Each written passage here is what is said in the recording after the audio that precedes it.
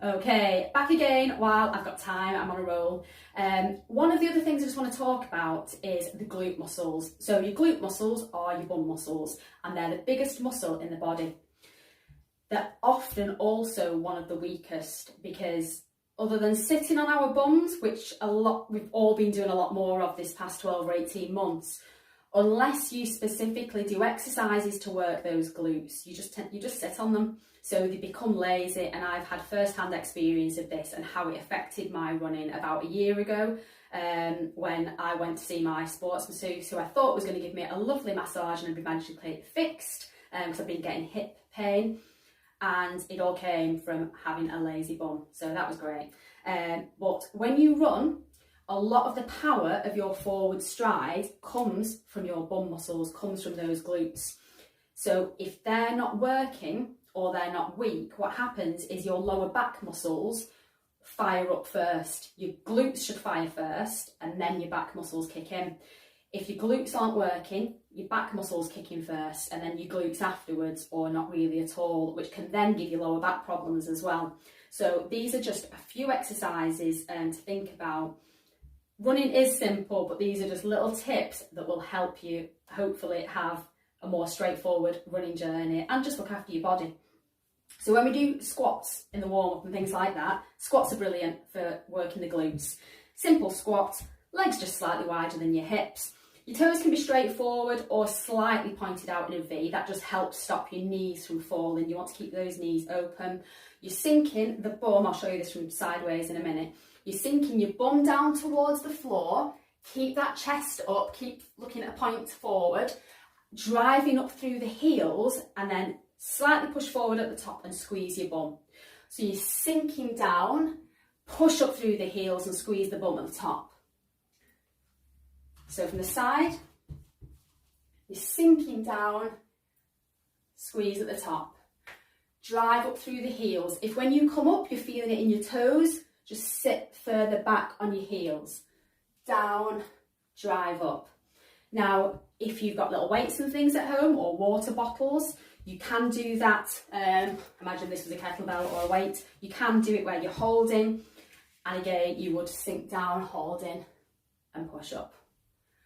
You don't have to add in weights. And another one to do, which we've done sometimes in the warm-up, when we're working on the leg drive, and I get you to balance on one leg or again lightly touch, but you're swinging the leg forward but then driving back.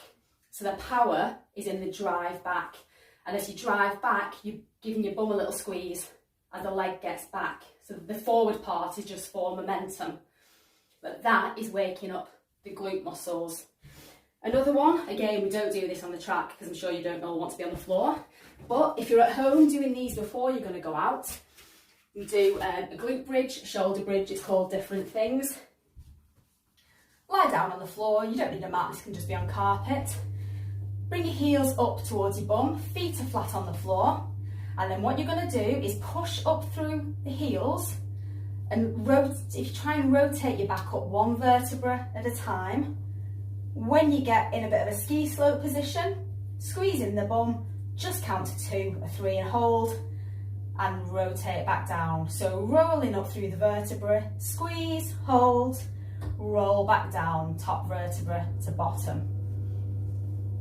Just repeat. If you want, you can also add in a butterfly at the top, which just means as you roll up, keep that bum squeezed, allow the knees to open, squeeze them back together and roll down. You can also do, some people call it clam, these all have different names.